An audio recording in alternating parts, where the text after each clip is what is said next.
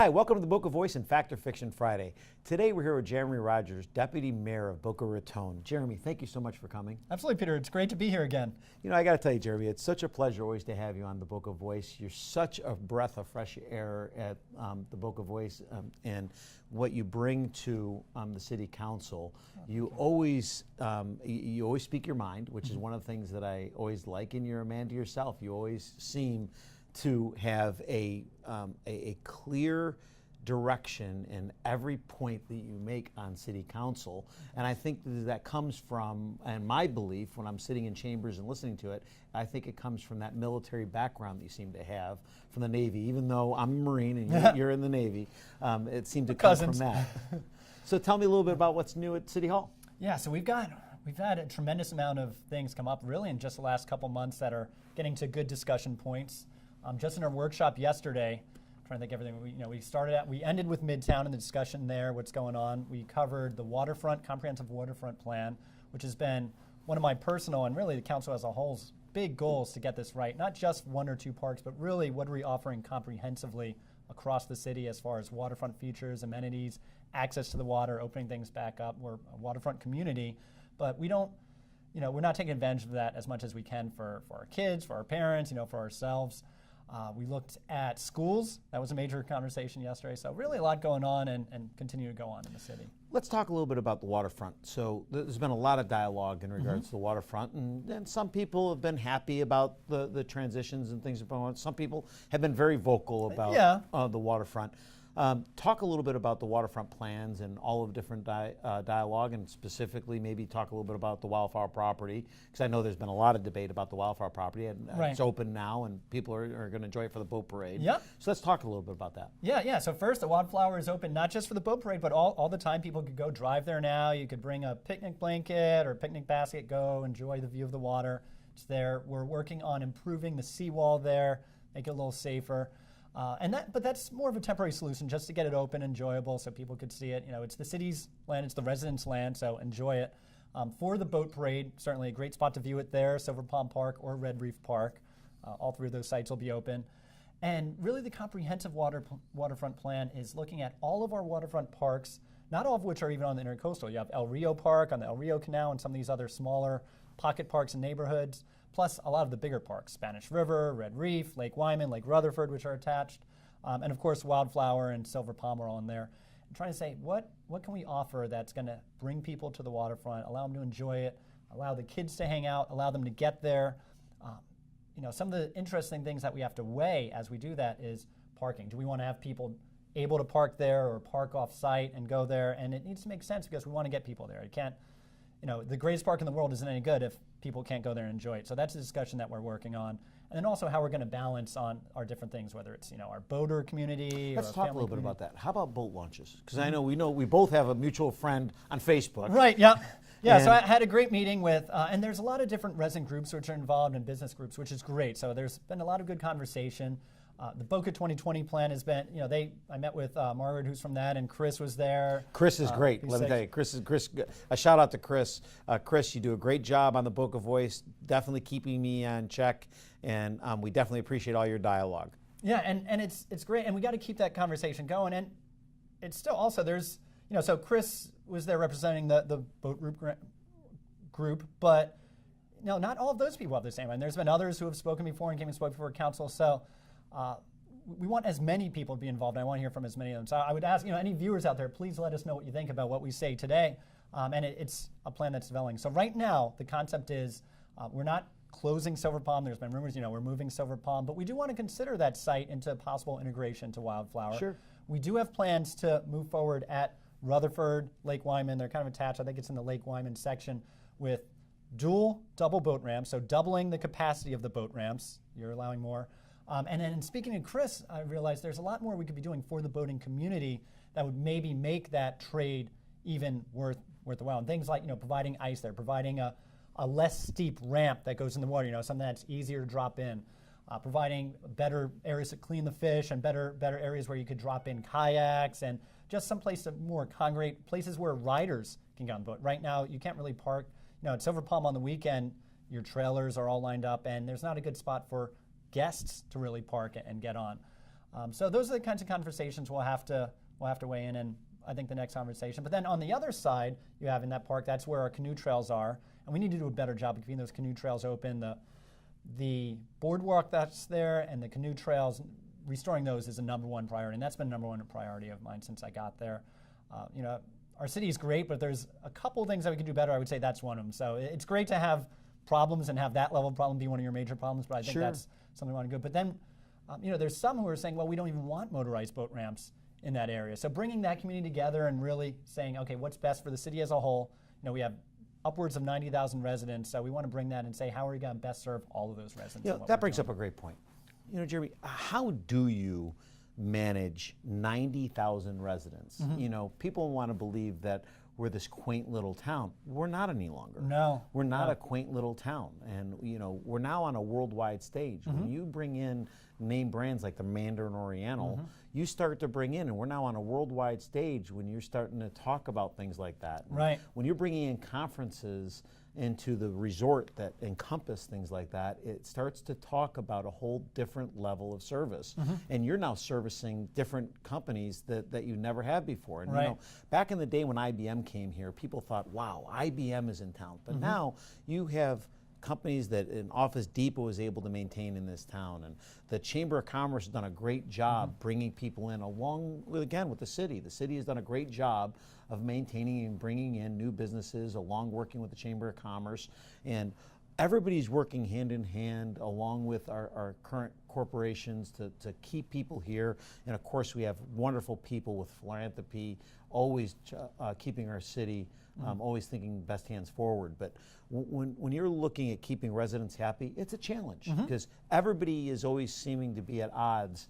Everybody has their own agenda. So how do you keep that in mind when you're sitting in those chambers and you have 5 minutes to talk, when residents come up and they have 5 minutes to talk, and you're listening to them, and you have 5 city councilmen up there, and it's got to be a challenge sometimes listening to people because, listen, I've been in there, and people do have good points, but it's point counterpoint. So when you guys are listening to that, where is their balance? Yeah, so it's interesting, Gus. I've really been trying to think of how we can even rework some of that public comment section a bit. There was a couple situations where someone gets up and makes a great point, and in one particular case, we'd actually change the agenda. Usually we have public comment followed by kind of the council comments and then. So we let everyone in public speak, get up, say their mind.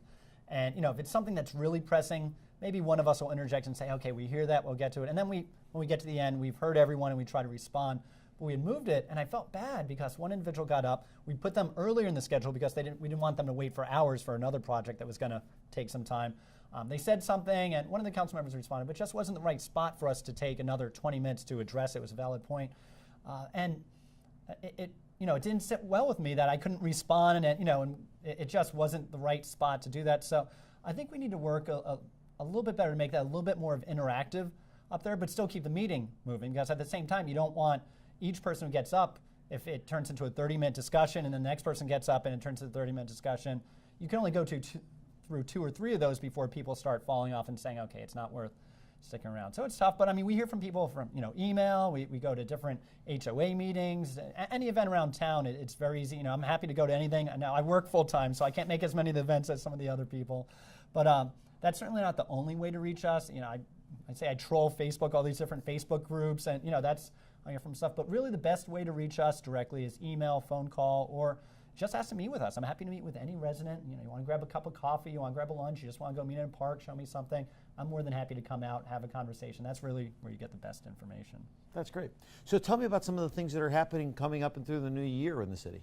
Oh, we've got a lot. We've got and I don't have all the dates right in front of me, so I'll just. We'll list all the dates okay, for I appreciate everybody. it. So I think our boat parade's probably the biggest event that's coming up. So hopefully we see a lot of people out there. We have at least another couple events downtown before the next year, and then it's certainly a big Festival of the Arts is coming up in the early part of next year. Great lineup for that. Sure. So a lot of good things going on. That's awesome. Now let's bring it back a little bit. One of the things you brought up are schools, because I know that's at a big point in people's minds. There's been a lot of dialogue in the city about going on. And one of the things, obviously, with the 2-cent tax that was brought up and just recently passed in the November election, it brought almost a $1.2 billion into the Palm Beach County budget. And I just met with Frank Barbieri with Palm Beach County Schools this morning. And one of the things that he brought up was how they were looking forward into bringing in version of both school and renovations, 3 schools into Boca Raton going in. So can we talk a little bit about that? Yeah, absolutely. So, the good news is, and I'm a fiscal conservative, I'm always for less taxes. I wasn't a big fan of the tax increase, but it's there, so let's make best use of the money while while we can. And in so many areas, whether it's the county or the school board, the city of Boca is a donor city. In a lot of these cases, a lot of times they send money out and it doesn't all come back. I wish we could just keep it right here and use it for our residents. But the good news is we have Frank Barbieri, the commissioner for our local commissioner for the school board. It's a county commission, so it's a county school board. He's our local representative. He's the guy who we want to reach out to. He's doing a great job. So we're going to be expanding 2 schools, Villa Verde and Addison Mizner, and then also, rebuilding those schools, and then expanding Spanish River, we just found out yesterday, for fact. So we've gotten tremendous heat for the lack of capacity in our schools here. Yesterday was very informative. I would encourage our viewers to watch the workshop on schools specifically that we had yesterday, because a lot of good information came out and some things that I didn't realize. So if you look at the population of Boca versus the population of the county, it was about 9% of the household in Boca is going to school. So say 9 out of 100 residents of Boca are students, whereas it's about 15%, give or take, for the county. So that just means our residents are paying even more. I'd like to see some of that capacity. Yeah, proportionately, see some of that capacity come here. So it's good to see we're getting the first. I represented that for years and years before I met Lorianne. I was a single guy in Boca paying for my taxes going because I didn't have children. Right. And I was paying for services that I wasn't getting, which is a good portion of people that live east. Right. The condo population and a lot of east living people proportionately don't have kids. Right. Because of that population. It's a dense population not having kids. Right. Proportionately to west, where there's a lot more kids living west. Yeah, and something else that was interesting in there, they showed where the growth of students have been in town and across the county. So where was that, by the way? It was in a lot of the older single-family neighborhoods. Surprise! So you could go back and check it, but I think like Boca Square, Old Floresta, kind of those central eastern housing, and a little bit more to the central west. But those ones where I think, and the way I would take this is, those are homes that a lot of people kind of bought to retire in. Sure. And a lot of they're selling off to younger families now, and people are having bigger families. I mean, I have 4 kids myself, so I'm adding to the problem of throwing more students in. But that seems to be where the biggest growth has come out. And you're going to have some kids in condos, but the condos aren't really where the growth has been in this. It's been a lot of kind of the changing of these young, these older single-family neighborhoods into a lot more family-oriented neighborhoods. Sure. And a lot of my personal friends fall into that area. They've moved in and they've had another kid or 2 since they moved in, so I get it. So can you talk a little bit, I know that Scott Singer has been really instrumental in trying to bring forward another project. Let's talk a little bit about that. Yeah, are you talking about, so the original plan, you're talking about Villa Verde and Addison Mizner, I think. So the original plan as proposed by the school board was to close down Addison Mizner, and because it needs to be rebuilt, rebuild it on site, and move all of those students, bus all those students over to the Villa Verde school in portables outside. Now, at Villa Verde is already over capacity, but even more, that neighborhood is really gridlocked in traffic as parents drop off their kids and pick up their kids. We don't put our kids on school buses as much in our city as some other cities do. And these parents line up for 40 minutes beforehand and kind of lock up all the streets there. So if you take that, the surrounding neighborhood, Villa Verde, pretty big association of different condos, is already not happy with what's going on there. And they're hearing that we're going to double it for a year and a half. So they had concerns about that even before that. But the original plan was to do that, rebuild Addison Mizner, and then I think rebuild Villa Verde on site, if I'm not mistaken. The proposed plan is to take the south part of Sugar Sand, turn that into a new school spot, hopefully use the Addison Mizner property for, we're taking away some green space, so I would hope that goes to recreation of some type. but then build a bigger, probably K through 8 school there. You're on a little bit more of a main thoroughfare, and we've received it. We've gotten passionate support and passionate opposition for this project on both sides of it. Sure. So that's kind of what's in. I think we'll be workshopping this very soon. We talked about bringing back our education committee. We had rolled our education committee. The city has a bunch of different committees that we really encourage our residents to apply for, whether it's planning and zoning or community appearance. We rolled our education committee into a broader community board. But with these types of issues, we're looking to put a task force back in place. Hopefully, Mr. Barbieri will join that task force, and we'll get some teachers, some parents, some principals to really look at this issue. Listen, I think he's more than willing to do anything. He just wants to make sure that he services the area, and he feels strongly about Boca Raton, which is why he wanted to make it a big focus. Right. Well, he's our advocate, and we're getting really the first 2 new schools plus an expansion. So I appreciate the work he's doing. I just wish the school board, county as a whole would appreciate it. And I made the case, so Boca has great schools, and they're somewhat of a victim of their own success, because where do young families move to? They move to A-rated school district, A-rated schools. So as these schools have done so well, more kids have come out of the private schools to go into them, and more families move in just to go to school there. So their success has created some of the problem. I made the commitment to them is if they'll build some new schools here, we'll make sure they're A-rated. So let's talk about some of the other. And they do most of that work, but I think our parents, our community really gets behind all of our schools. So I'm not trying to say that they're not doing a great job. No, I got it. So one of the things that I'm excited about is I've noticed a lot of, it's not just new building that I'm seeing. I have seen a lot of the older buildings getting upgrades. Yeah. You go up and down Federal Highway and you see people now investing in their older buildings. You can't go down Federal Highway now and not seeing people investing in the fascias they're building, upgrading some of these older buildings that used to be dilapidated. And it really is elevating our Boca brand. It's nice seeing them investing dollars into the look of Boca Raton. And it's nice seeing. Now, that does bring challenges for unfortunately, City Council. And I'm watching, sometimes it is a little bit boring sitting in talk about like signage or colors. Or, Why is it so hard to get sometimes signage approved? And what is the big deal about a sign? Right. So, and I'm probably not the most flexible on this. I got it, but I got to ask, because I get asked this all the time. I sit in a meeting, and there'll be a 45-minute debate over a sign. Right, the little sign, and then it seems like the biggest issue may only take 5 or 10 minutes to get pushed off. So I think it's, the details are important. For a military, attention to detail matters. I got it. And I would say now, there's no city is perfect, and there's criticism here and there of us, but I think we could all agree Boca is a wonderful place to live in. It's a wonderful place to bring your business. To the population question, 90 moving towards 100,000, and we get more than half the corporate headquarters in Palm Beach County are right here in Boca, and our population swells from the amount of workers that come here, the amount of innovation that's being done here, the amount of students that are here. So those are all good things. But back to the sign thing, it's relaxed a little bit. The rules are on a monument sign, and when I joined City Council, I didn't know what a monument sign or an egress or ingress or any of that stuff, or wall sign. The rule is right now, a monument sign is not supposed to have more than 4 items and 1 main placard which could also serve it. So 5 items total, but usually, the plaza name would be on top. And we've really tried to stay away from colors, and especially different colors, multicolors in there.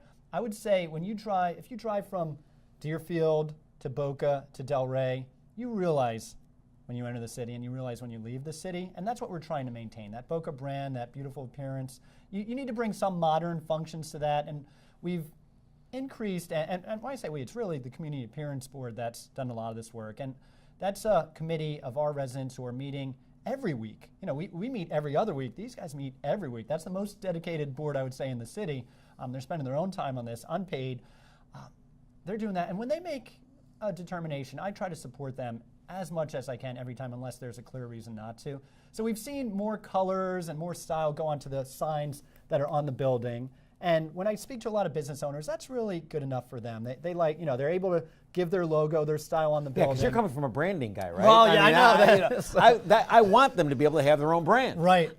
And we don't want to dissuade that, but we still want to keep some amount of, difference for, you're in Boca as you're driving up Federal and down Federal and around Boca. So I think the monument signs, we're still looking to keep a little bit more on the conservative side, some uniformity across them for the thing.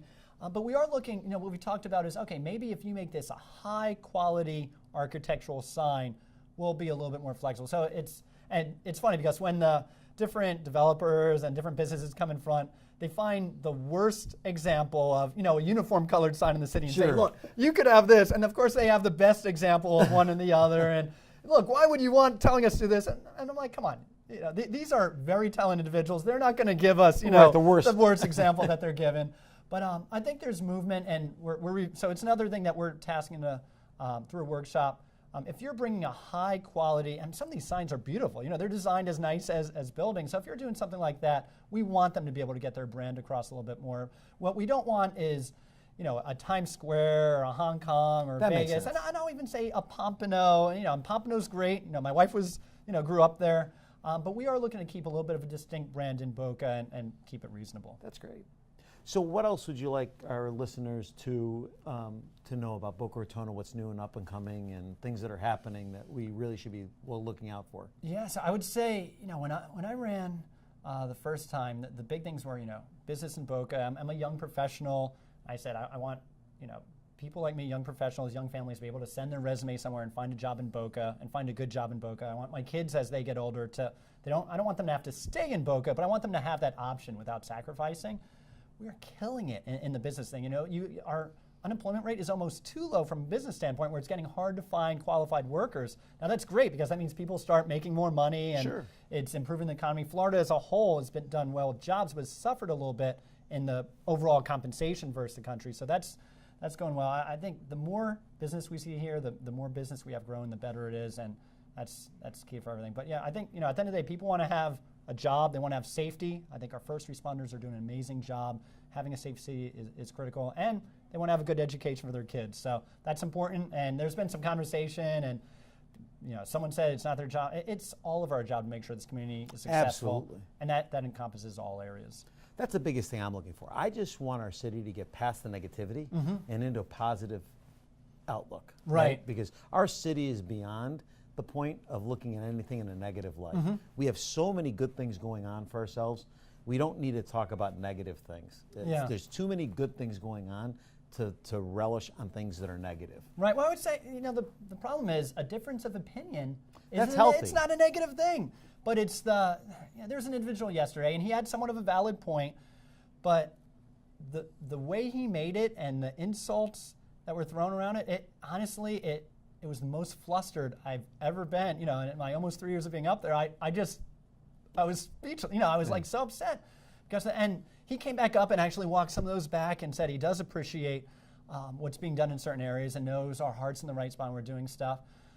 So yeah, I think when talk about the issues, talk about it's our job to bring the community together, and you're negotiating. It's a constant negotiation. No one wants a giant building in their backyard, but everyone wants business to succeed in Boca.